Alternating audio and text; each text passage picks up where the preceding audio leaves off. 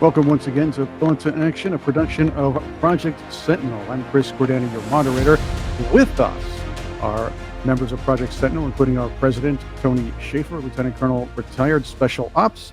We have former Navy Captain Pete O'Brien, who is our chairman, by the way, distinguished fellow as well. We have distinguished fellows Tim Wilson and Jay Homnick also with us, and we're going to continue our discussion that we had about a month ago, where we discussed whether the Biden administration was up for the challenge of a world at, let's say, a set of various conflicts. It's getting worse. We not only see nations at war, we're also seeing adversarial governments take aim at the United States. This is, in my opinion, because we have, or they believe they have, a less than 1 year window to get things that they want to get done. Why is that? They probably perceive the Biden administration as weak. However, gentlemen, what say you? Totally agree. I am hard-pressed to name a single foreign policy success that they've had. Not a one. So, Chris, I have a question that spans this. Is there a difference between spin dancers and mariachis? I'm very confused on this fact. I think mariachis don't spin, and they can actually play their instruments. I was confused by the border situation, so there you go. Oh, all right. Yeah, well, of course, then. Look, I have to say this. Domestic policy has been a mess with the Biden administration, but you generally expect that out of Democrats. You expect that the foreign policy is going to be subpar, but this is ridiculous. It's almost like as soon as Biden stepped into office, adversaries stepped out of the woodwork. They joined hands and decided, hey, this is a time where we can do what we want. Russia invades Ukraine. China toys with Taiwan again and starts developing superior weapons. Not only are they developing it, they're not doing it as much in secret as they used to be. They seem to be enjoying the idea that we know about all of this. Well, he not only came into office, but he made an announcement to the world by blowing Afghanistan. Right. I mean, Afghanistan has much more importance here than certainly the administration wants to admit. There was a recent article last couple of days in which some fairly smart folks were pointing out that the go signal for Hamas to move their operation that began in October to an actual event, that planning, all that entire process cycled up in the wake of Afghanistan. They looked at what we didn't do, what we failed to do in Afghanistan, and said, this is the time to do this. And you look at the sequence of events. You had clearly the decay that was Afghanistan, which was evident to everybody. It wasn't like this was a surprise. I mean, I had this conversation with Tony. I've had this conversation with other folks. Several months prior to the collapse of Kabul, we were, engaged in kind of, gallows humor about, I hope the embassy in Kabul is stressed to take a V-22 on the roof, kind of thing. We did. We talked about this. Yeah. And so this wasn't a surprise, and I think the rest of the world, I think particularly Iran, China, Russia, and a few other cats and dogs, were in their own evil way pleasantly surprised at just how bad we were in the administration was in handling Kabul, and I think they sort of took it from there that this was sort of a carte blanche. They had a window of opportunity that was going to run through 2024, and they were going to exploit it. It's almost like at that point, cobble together our foreign policy. It's almost like at that point, nations like China, Russia, and of course some of the other ones, the BRICS nations as well, decided, hey, if they botched up Afghanistan and they kind of are not doing very well in-house, maybe this is the time to pounce. It's like the substitute teacher is here for a little while, and do their thing until the real guy comes back. There's a very clear example that went on. If you remember back a decade, the great fuss was over Iran and nuclear weapons. it's reached the stage where people are now saying that Iran are within weeks of having a nuclear weapon. Well, we all, I think, believe that they actually have the capability now. Certainly their North Korean friends with whom they've done an awful lot of work. And a lot of that comes from the example set by, as you rightly say, Biden's withdrawal from Afghanistan. And I'll give you another example. The Houthis are continuing to be a menace despite the much touted hard hits that they've taken from our military bombing campaigns. And nobody is afraid of this administration. So Tim, let me hit that, because my sources tell me that 90% of all the strikes are against training camps that may or may not have been occupied at some point within the last 5 years. Mm-hmm. So basically, we're bombing sand. Mm-hmm. And on the issue relating to the so-called weapons, there's a limited ROE. The rules of engagement are very limited. They're not permissive.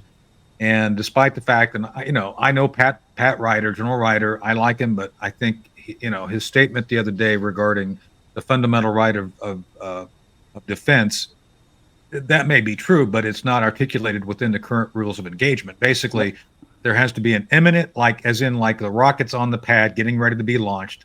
And that's why the allies are now, by the way, the EU is now considering its own military force in the Red Sea because, we're not actually being proactive or effective in stopping the attacks against commercial shipping. So I don't know what to make of that. And if I can chime in there, Tony, join sort of dogpile on the rabbit here.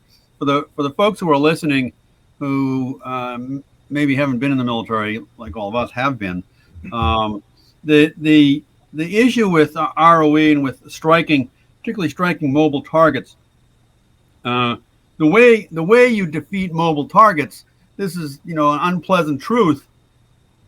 But this was something that the cavalry learned in dealing with the Plains Indians. Is you don't defeat mobile targets by blowing up the missiles. You defeat mobile targets by blowing up the launch crews.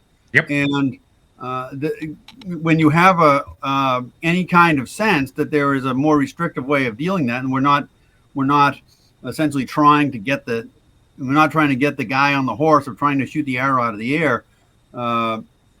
It really does limit your effectiveness in actually stopping future attacks. And I would submit, without having seen any piece of the ROE actually written down, I would submit that that's probably where we are when we're doing our strike planning.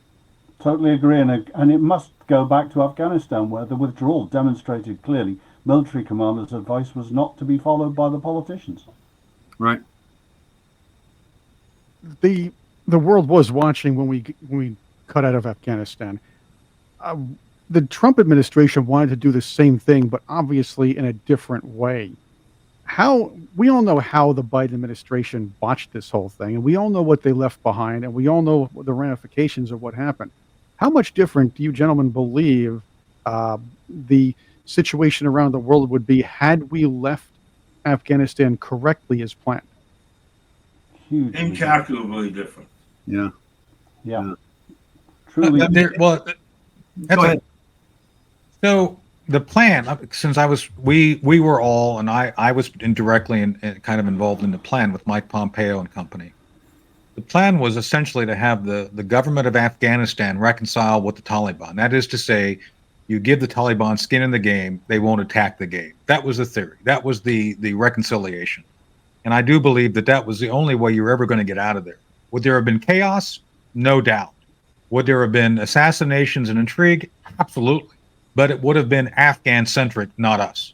Yep. And so the whole idea was to do this turnover as agreed upon, and the deal made in Qatar to allow for the merger of the two organizations essentially in the spring of 2020.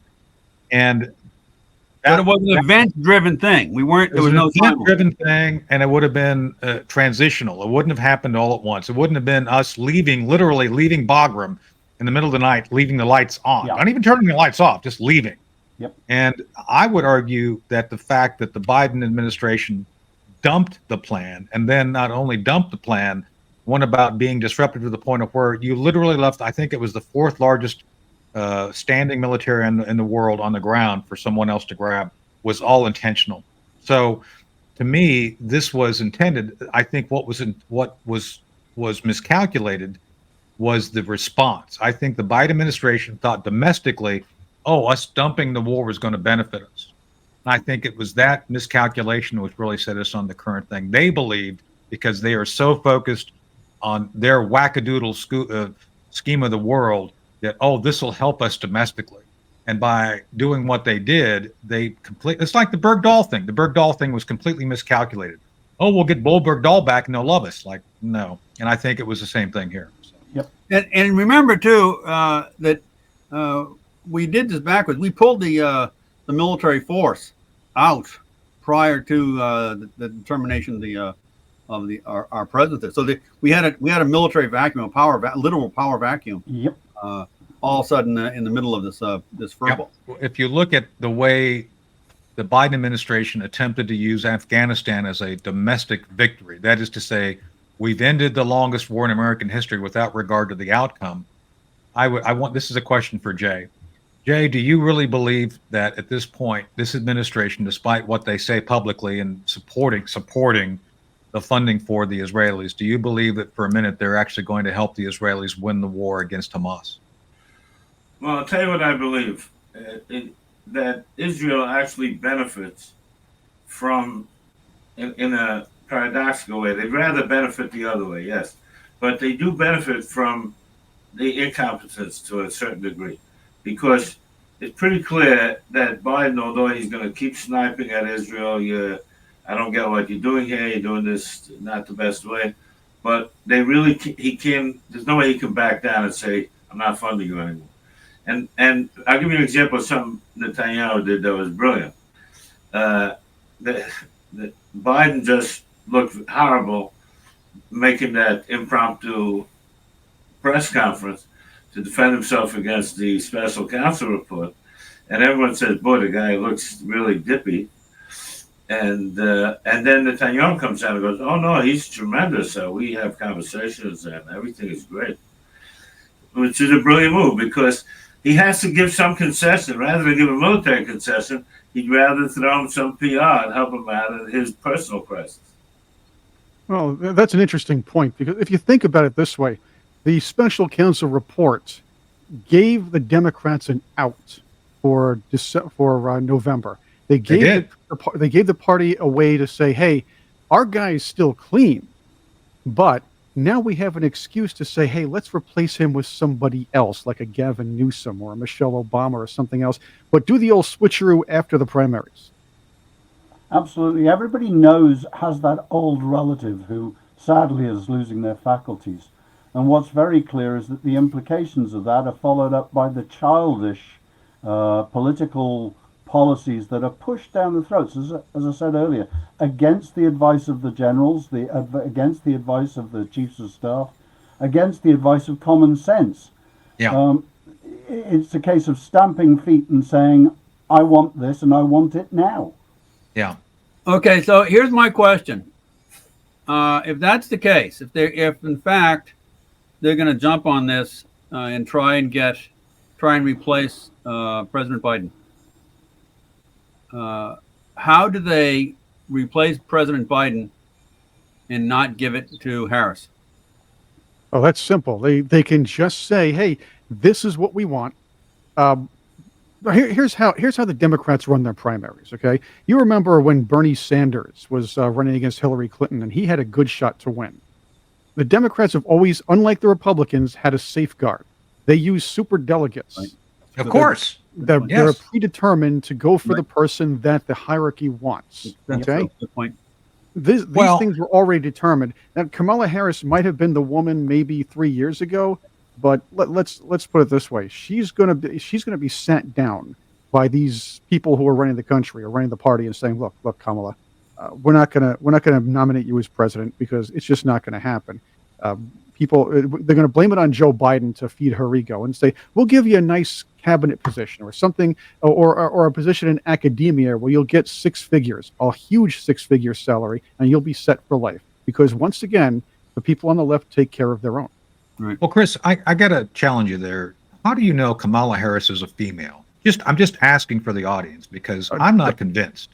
Doesn't I have not seen any definitive evidence of what you say. So, not that I does want to our boss dispute know? you or cause trouble, but I mean, have you like had any personal experience? Just asking. I mean, I'm not. If it's personal, then I'm sorry, but it's something we need to figure out. So, I've never been her boss, so okay. no. Well, there you go. I guess Well, that answers that question. I think one of the ways how they can navigate Kamala Harris is simply by keeping her in the job and saying how great she's doing. In other words, instead of trying to replace her with a two-person team, and they'll say, wow, she's been such a solid VP, let's keep her as VP and put someone in on top. Now careful who you talk about being on top, Jay. I'm just saying. I think we don't want to go down that path. So let's stay away from being on top or on bottom, and we don't want to go down the BDSM path either. Just saying. My question then is Taylor Swift in the running for vice president? I think she's Empress already. Well, let's put it this way: if in fact she breaks off with the Democrats, she'll have a full album after that. So that's right. Different party. Look, I understand the whole Taylor Swift thing. I could take Travis Kelce for president. He dresses like a pimp, so he's halfway there. That's good. And he'll push the jab. He'll definitely push the jab. Yes. We haven't had a good beard since Lincoln. I guess that's true. Well, the millennials are coming of age, so I'm sure one of them will have some Grant had a good beard. Yes. But going back to the original question, I am curious. I mean, we it's being kept very, very quiet until the Democrat National Convention. And as you rightly say, that's already preordained. But who's it going to be? Governor Gruesome? Well, I think, Chris, Tim, that's the thing is, though, if you look at there's three New York Times articles and the CNN story, which basically says Joe is done. So I think that indicates this is kind of the beginning of the end of the media covering for him. So if you look in those articles, I think there's hints of who they're going to go for, and I think it may well be trying to draft Newsom to do it, since Newsom has been out there very publicly trying to be the biggest supporter of Joe Biden. And I know a lot of people think Michelle. Michelle is problematic. I don't see it. So. No, and she will be exposed enough where she would lose. We've already had one Mr. Obama. We really don't need another. That's right. Well, that's the only thing that would convince Democrats to vote for Michelle Obama, because they know it will be Barack ruling from behind the scenes. However, don't say behind the scenes, Chris. Don't go down that path. Come on. No, okay. But I'm just not sure that Joe Biden is gonna go easily. Joe Biden's the president. No, he is the president, and he's wanted to be president, and I think there's going to be a lot of fight there left in the president before he leaves that room. I think it's Joe and Jill. I think Jill's got a lot to do with it, Pete. Oh no question. The one thing Joe Biden did to ensure that he would win the Democrat primary is make sure that that his main competitor, Robert F. Kennedy Jr., was not going to get A, airtime, and B, that he was not going to get Secret Service protection. Yep. Yeah. Okay. He is the major threat. He's the guy that could have won the Democrat nomination at this point. So his independent run is going to definitely cost Joe Biden, which will be rather interesting. Certainly will. There was a very famous comedy show on BBC back in the 1950s and 60s called The Goon Show. I'm looking forward to the DNC as a potential rival. This goes back to the next question, though. The idea is Joe Biden. We've reached a consensus that Joe Biden either will not win or will not run. Okay. Right. No, I'm not agreeing with that. I'm sticking. Okay. I'm saying that's what's going to happen. And again, you could take 5 cents to a door with my opinion, and you get back maybe some change. Okay, that's about it.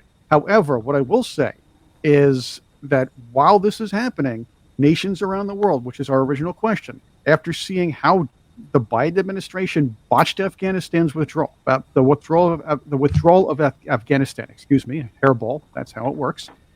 Other nations realize they have a short window to pounce.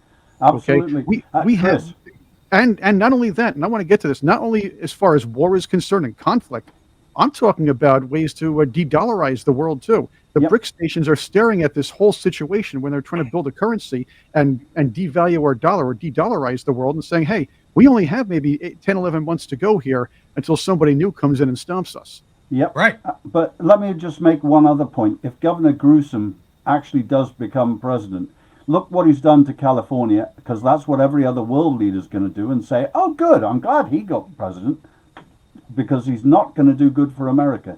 No, he's not. But there is at least perception around the world that he has slightly better mental capacity than the current president. And I'm trying to find the bright part. Yeah, me too. I don't know if I see that. Well, we'll see what happens. Look, again, I believe you. I believe that any Democrat who sits in or pulls in or replaces Joe Biden, if that happens, is going to continue such policies. You're right. And Gavin Newsom may win a primary, but whoever gets handed this job, whoever gets handed the nomination, is going to owe a lot of people. Well, that's the thing. So, I'm sorry. Go ahead. oh no, go ahead, Pete. Go ahead. No, I was going to say the other piece of this here is that there is a gigantic pile of poo sitting in the punch bowl, if you will, and that is that finally, for the first time in I remember hearing Milton Friedman talking about this in the 1970s, so it's no surprise. But the debt bomb is catching up to us, and it is. When people start talking about Medicare and Social Security essentially running out of cash sometime in the 30s, that still seems like a while away. The next president, who's going to be looking at, by the time he leaves office, he's going to be looking at in his 5-year budget plan. He's going to be looking into the 2030s. That's no longer going to be far away, and someone's going to have to deal with this. And in the end, it's going to be arguably the big problem that this country deals with in the first half of this century, and none of the folks on the left have any stomach to actually deal with the problem, because it's going to require tackling the entitlement programs and rolling them back. Yeah. So, by the way, I don't think there's any precedent for this. Putin mentioned in the interview with Tucker the $33 trillion deficit. Right. And that has never been done by any world leader before. And if you start looking at what Medicare, Social Security, and all the entitlement programs writ large, plus all the pensions, the total federal debt, including all the unfunded annuities, is not $33 trillion. It's $135 trillion. Yeah, it's way more.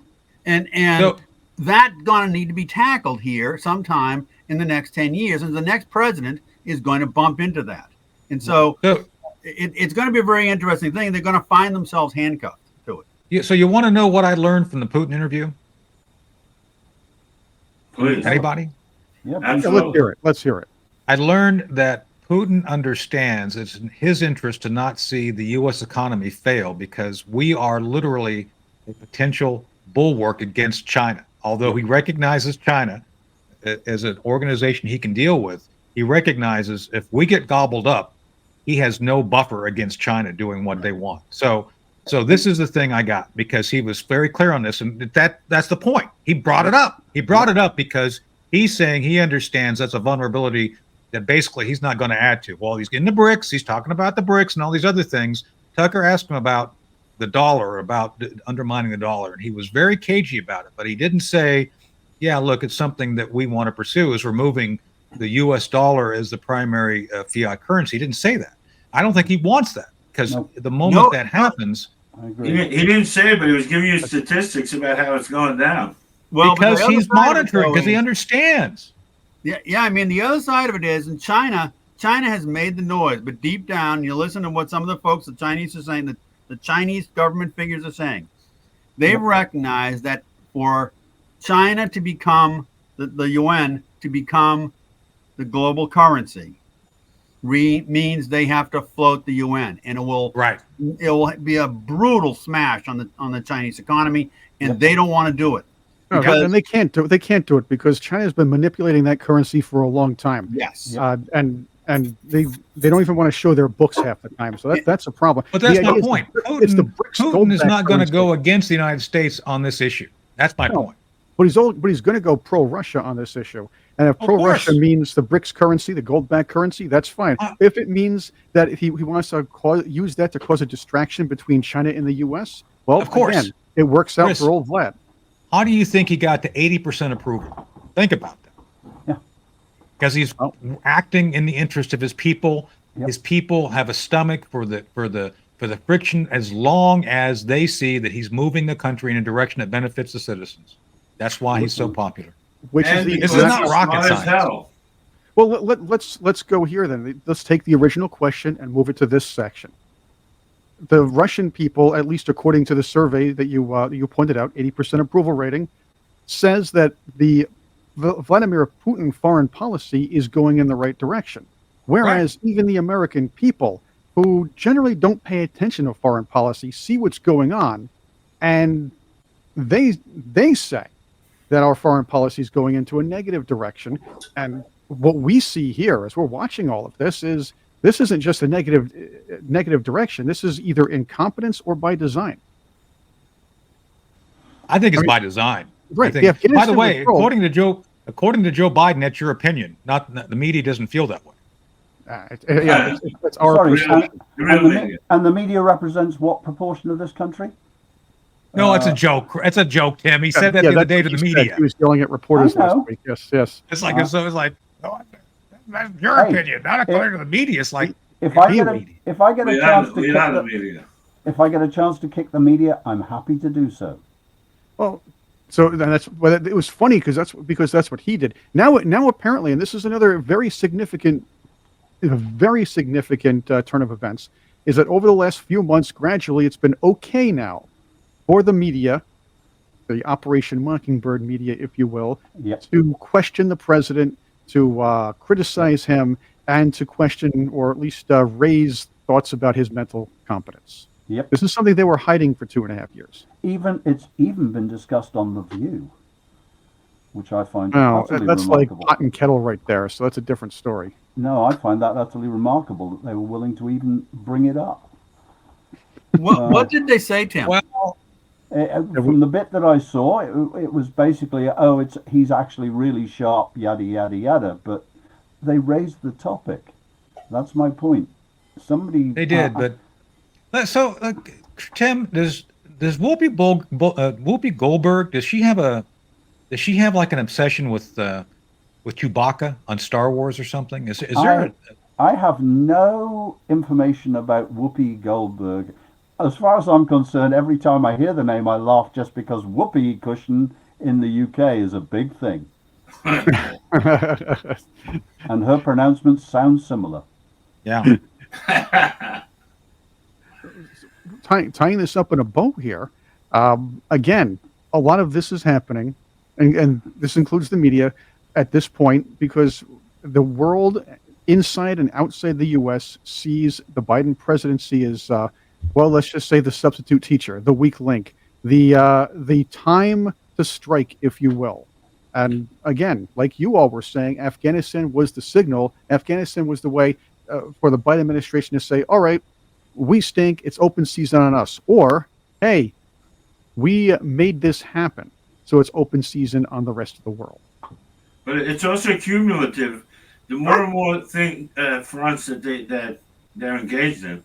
Right now, what would the U.S. have to bring to bear if they're busy with Ukraine, with Israel, with all kinds of situations, with the Houthis?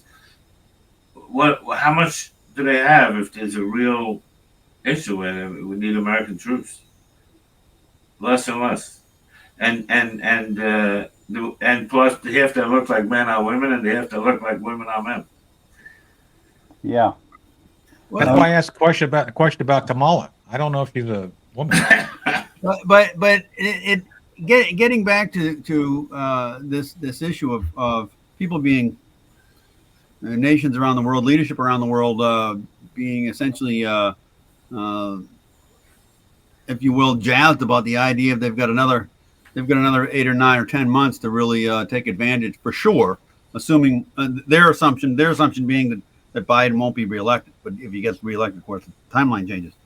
It's important to think about two things. The first one is that at the core of all this, at the core of Iran, at the core of the Houthis is Iran, at the core of the Ukraine-Russian war. There's Russia, but behind both of them is China. China is actively playing in all this, and of course, China. The second piece of this is China. President Xi, Emperor Xi, really, in November 17th, 16th, 17th in San Francisco, explicitly told President Biden that Taiwan is China's and the United States needs to keep its hand off it, and that they're going to settle this issue in the near term. Didn't give a date, but he said he's going to settle it. Yep. Look, in the great strategic game, it's always worth just stepping back and thinking about who needs what and who wants what. China has one huge weakness, which is their lack of energy sources. America has one huge strength, even with it not being pumped at the moment, in that we have massive oil reserves and gas reserves. China does not, but just to its north, only a few thousand miles in a barely inhabited region, Russia has enormous energy resources that eventually China is almost going to have to go for if they're going to maintain their posture as a leading nation of the world, which I'm still not convinced they are. They're coming out of the Dark Ages, but only slowly, and they still have Dark Age rulers. At some stage, though, they're going to go north. They have to. And I think Putin's aware of that, and the only thing that I think stops them is China, or the Emperor Xi, you're quite right, actually knows that Putin would use nukes if he needed to. Yeah, well, the other thing, too, though, remember about China is China's a net importer of food as well. Yep. I think Putin has really handled the China relationship very smart because he's got the oil. They have a strategic counterweight to the United States, and he's doing his thing. And he was crowing in the interview, and he said, they're doing economic sanctions against me, and I have one of the fastest growing economies in the world. Of course. And I'm now number one in Europe. Because they didn't have Reagan guys thinking about how to do, Margaret Thatcher and Reagan were masters of this. So let me say this as part of the what Tim just said. The reason I do believe that the Russians are serious about the potential use of nuclear weapons is because they almost used them at least twice during the Cold War. Yep. And one of them is well documented, called War Scare. My late friend, Dr. Peter Pry, wrote a book about it. And they were literally ready to launch on us on something they perceived as us doing something that was going to stimulate a war, something called Able Archer. So 1983. 1983. So they were ready to launch. Just saying. So. Yep.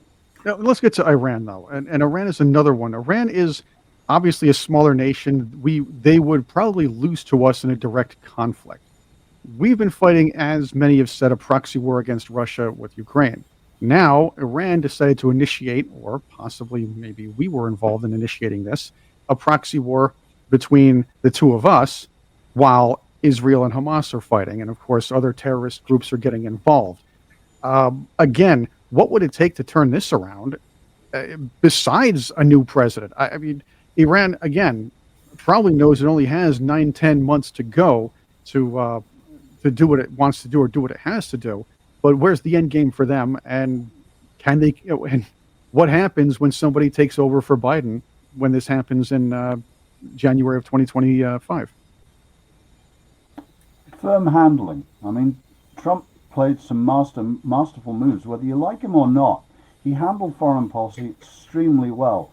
My particular favorite was that he was at a state dinner with President Xi, and over the chocolate pudding, he turned around and said, "Oh, by the way, I just launched a whole load of cruise missiles in to slap the Iranian stations in Syria."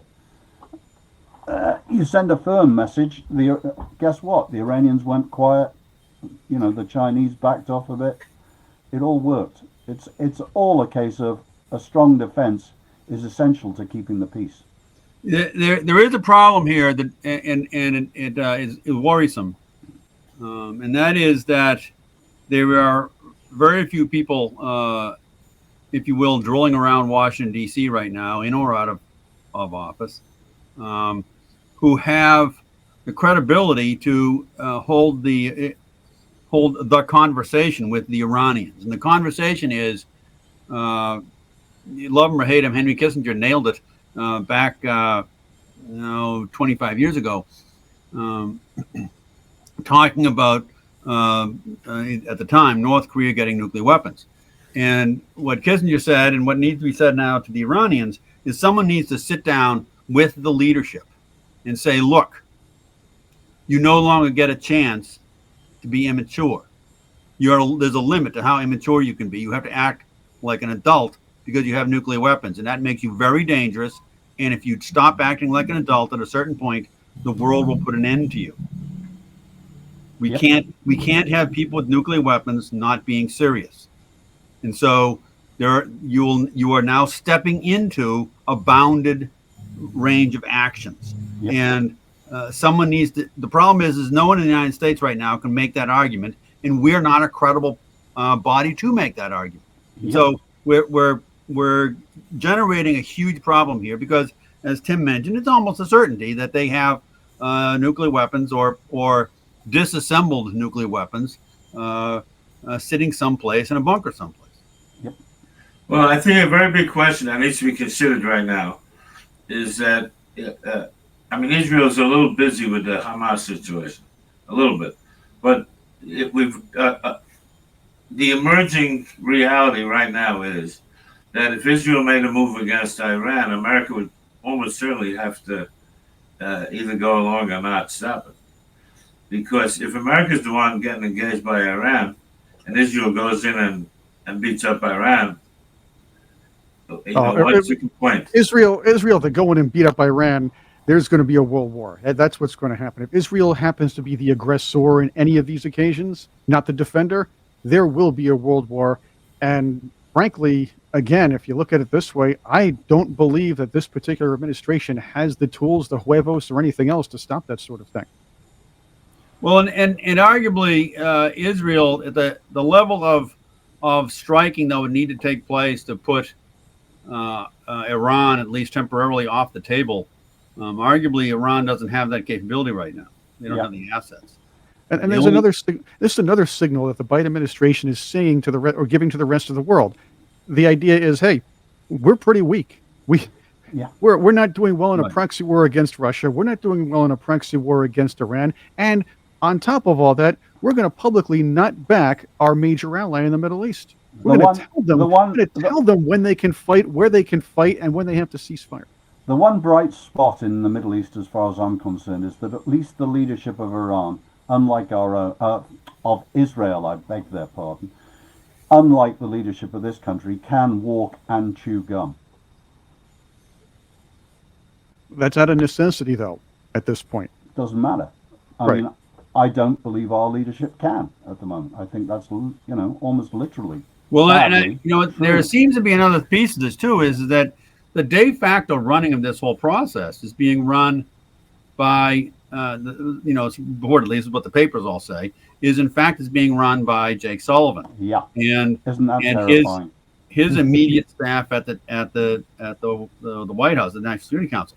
The problem with that, of course, is that staff has a very narrow perspective on the world and a very narrow set of experiences.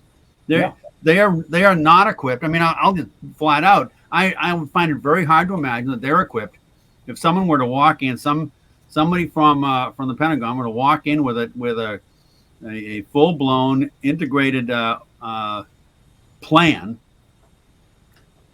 they're not the guys who are going to be able to evaluate it accurately and say, "Yep, I like that, and I like that, I don't like that." Right. They're not going. They don't have that experience.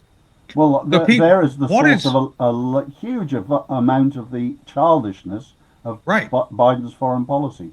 Well, speaking of that, so Pete, what is more intelligent, a Bucky's brisket sandwich or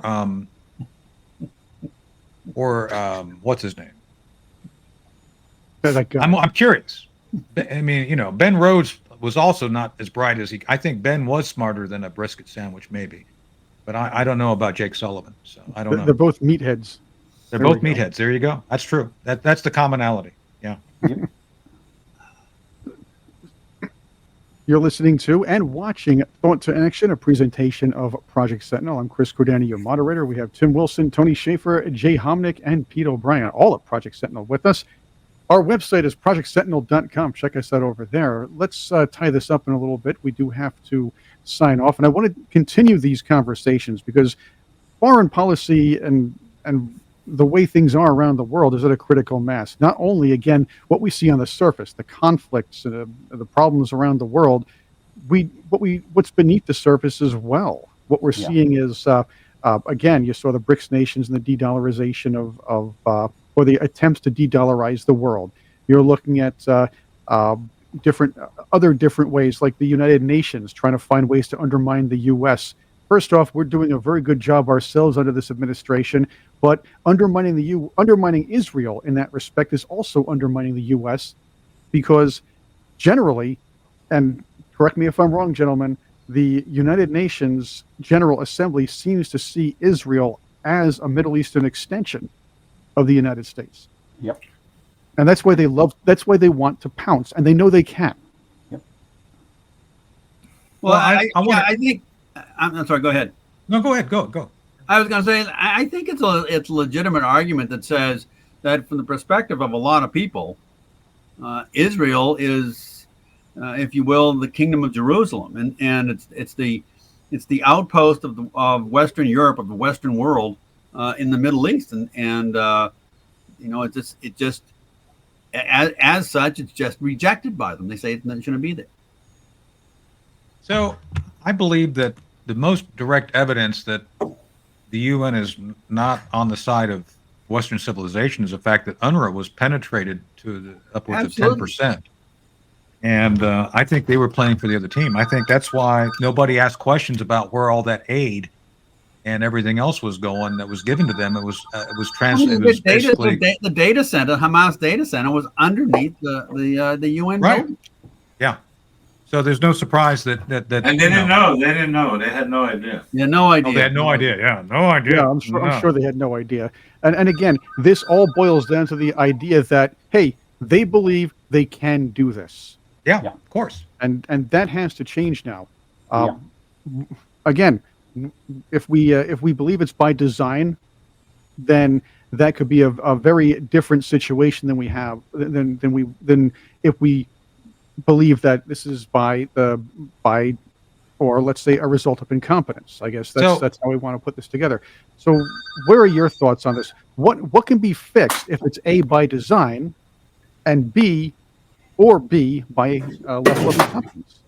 Well, Chris, I want to ask you a question, and the group, I guess, too. But why is it that we consider lethal actions against every other nation on the planet except the UN when the UN does something to take the other side? Well, we keep them around for a few laughs. No, I'm serious. I mean, these people engaged in direct material and operational support to include even participating with Hamas on the day of attack. So why should they be immune of our righteous anger? I'm just asking. Israel has killed quite a few of them, not intentionally, officially, but the UN bureaucracy has been by a whole host of people, including Tim's late bride, God love her. The UN bureaucracy is just inordinately corrupt. Absolutely. From personal experience as well, deploying as a blue beret in the field and what have you, it's not just the central bureaucracy. They're proud bureaucrats wherever they go. They're hugely wasteful. They're totally inefficient, and as you mentioned, utterly corrupt. And guess what? They're child molesters. Well, I agree, but Jay, my point being is that when another nation crosses the line and engages, I mean, you're an Israeli, you're Jewish, so this is where I don't understand why the Jewish folks aren't with us, or maybe demanding that, hey, maybe the UN needs to be examined by the fact that they're no longer playing as a neutral party, and they may need to be treated as an adversary because Israel's been saying that for a long time, but they don't. Well, then why aren't we? Someone, because again, how does someone permit missile after missile to be built inside of the Gaza Strip and fired off into the Israeli homeland. How does it happen? Absolutely. How does it happen? Can I just add Nothing into like that? that in the world. For a long time, while my late wife was looking at oil for food, which was an example of massive UN corruption, one of the things that came clear was that the people were in the United States for the money, no other real reason. And what they became aware of was that they could run any program they wanted, vote any way they wanted. Very often, votes were 191 to 2 or 191 to 1 against America, especially on budgeting. And then you get every UN organization now has an office where else, apart from New York? Oh, Washington, D.C., because federal funds flow through there. How much do we pay the UN every year? How much does the United States give to the UN every year? Nobody will tell us. Nobody knows. That's right. Too much of it. And it's too much anyway. Way too much. And that's a point you bring up too. These UN, we'll say ambassadors, or how you want to put them, diplomats. That's a better word, because that's what they are. Mm-hmm. They're basically functioning as lobbyists in Washington, D.C. That's what's going on right now. Absolutely. But we can't stop it. Well, we could stop it, but it's not going to happen. But also, Chris, it's not just the diplomats and the ambassadors and what have you. It's the bureaucrats. And bear in mind, a large chunk of Turtle Bay is not people representing their countries, supposedly. The Chinese happen to run 2 complete floors of Turtle Bay. But, it's supposed to be an international organization staffed internationally where they represent the United Nations, which should mean they represent good and right. And if I know one thing about the United Nations after following my wife for 20 years and 20 years experience of my own before that, they are a disgusting, dishonest, corrupt bunch. Yes, and there's a simple solution to the whole problem. You just have to tow the cars in Manhattan. Yep, but you're not allowed to. Yeah. Because State Department. You think Kamala Harris should be our ambassador to the UN? I think so. She would turn every speech she gives. She turn every diplomat and ambassador's brains into scrambled eggs. I think that would be a good distraction. That's right. Provided the headquarters is moved to Beijing.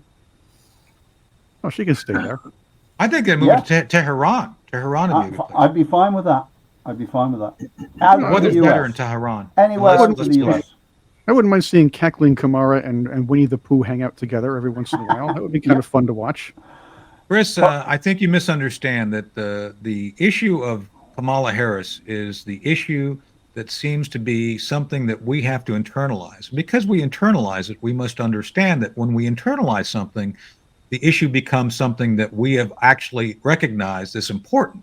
And when we recognize that we've internalized something that's important, we then understand that we have to then accept that importance of internalization is something we must all grasp and recognize. Tony, that was brilliant. Brilliant. What you're saying is the only person that makes Joe Biden look mentally competent is his vice president. That's our job. On that note, I want to thank all of you for tuning in and viewing or listening to us. You can join us for our next few conversations. Check us out on our YouTube channel or Rumble channel, Project Sentinel, our website, projectsentinel.com. You can find our media appearances and The Hard Truth with Tony Schaefer, a radio show offshoot as well. And we can discuss more issues together right here on Thought to Action. Again, thank you very much for watching and listening. For our crew, Tim Wilson, Tony Schaefer, Jay Homnick, Pete O'Brien, and yours truly, Chris Cordani, the moderator. Well, thank you very much for viewing, and stay informed.